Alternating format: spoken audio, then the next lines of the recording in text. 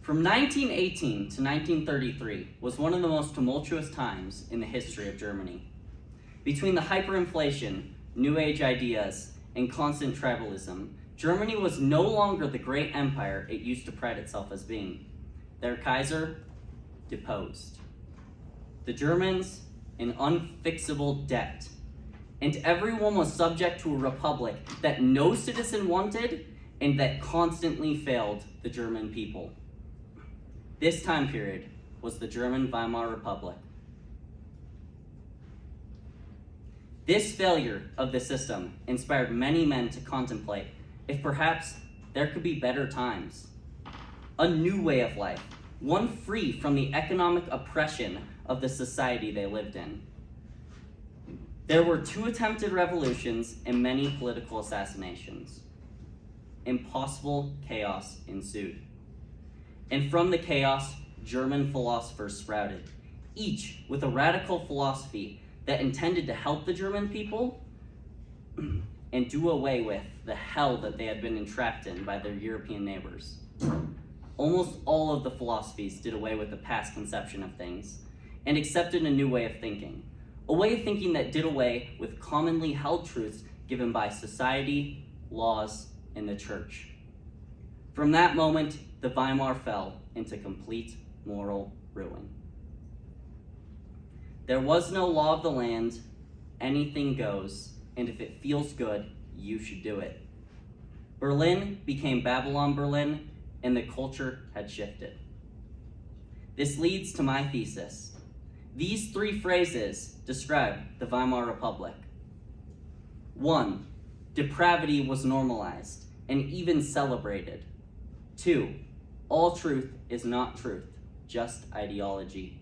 And 3. Society and its institutions are oppressive by nature. This culture leads to societal decay, especially pertaining to morality. And the philosophy that best reflects the Weimar culture is the philosophy of the Frankfurt School, also known as critical theory. A philosophy born in the Weimar and brought to America. There are several tenets of critical theory in our American culture. So as Americans, it helps us to know what critical theory is so that we may better combat it in the decadence it spreads. And so let me explain what a critical theory is. Max Horkheimer, the longest serving headmaster of the Frankfurt School, says, a critical theory is a theory that seeks to liberate people from the circumstances that enslave them, end quote. He sees the oppressive circumstances of many people, and he seeks to liberate them from their oppressors. Be it economic oppression, racial oppression, or any oppression that is within a society. That is what a critical theory aims to destroy. What do critical theorists pursue, or why do critical theorists pursue this crusade of emancipation? Horkheimer says that a critical theory desires, quote, reasonable conditions of life, end quote. I will admit, it's intriguing. Most people dislike their circumstances and desire more, quote, reasonable conditions of life. It seems on face value like a righteous effort. The only problem that it is detached from reality, and just like in the Weimar Republic, it causes immense moral decay. Let me elaborate. Horkheimer's theory may sound good, but in reality, it breaks people into 2 categories, the oppressed and the oppressors. Everything has to be one or the other, which leads Horkheimer in his thesis to attack many foundations of Western civilization, because, after all, he perceives them as oppressive. In his book titled Critical Theory Selected Essays, Horkheimer attacks morality, Christianity, and the nuclear family. Critical theory states that morality is the product of an oppressive state to keep the oppressed group oppressed. Critical theory calls all moral claims ideology as well. It promotes the idea that truth is almost unknowable because they do not know if it's truth or if you've been conditioned by your conditioners to believe it's truth. So within critical theory, there is no truth besides one thing, the idea of being critical of the society you are within. All other truths are mere ideology. Which leads to the next thing. Critical theory also is opposed to Christianity and believes it to be an ideology as well.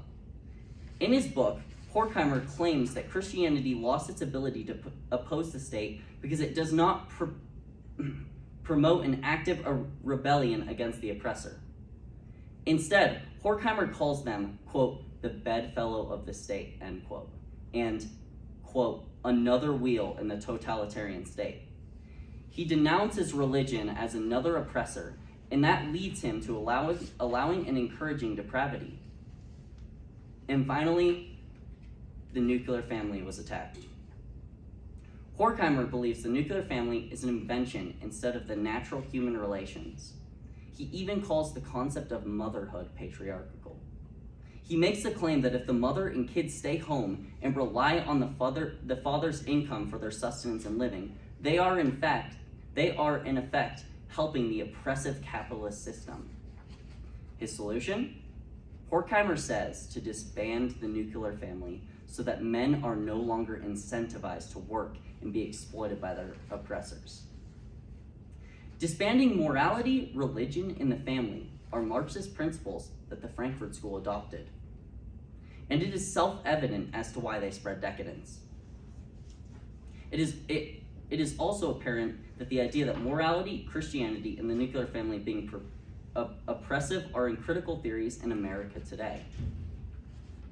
If you remember the three phases I used to describe the culture of the Weimar Republic, I said, 1, depravity was normalized and even celebrated.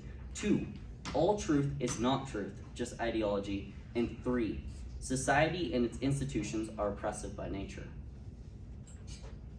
Critical theory promotes all of these, and these ideas are in America. That is why my thesis uses the name Weimarica, because I'm mixing the Weimar Republic with America, because each day we are becoming more and more like the Weimar Republic. It is because of philosophies like critical theory. And to deny that critical theories are not in America would be a lie. They are prevalent in American academia. It's a large portion of progressive education today. And until people start to make changes in the academic boards and political offices, nothing will change. Decadence will still be spread and will fall deeper and deeper into moral depravity. It is up to you, parents and future parents, to classically educate your children and to strive for eliminating critical theories in education while encouraging critical thinking instead, so that children do not hate what is moral, but they grow to love it. And if we can do this as a society, then we will not only avoid becoming like the Weimar Republic, we will thrive. We will have a civilization that knows what is good, true, and beautiful. Thank you.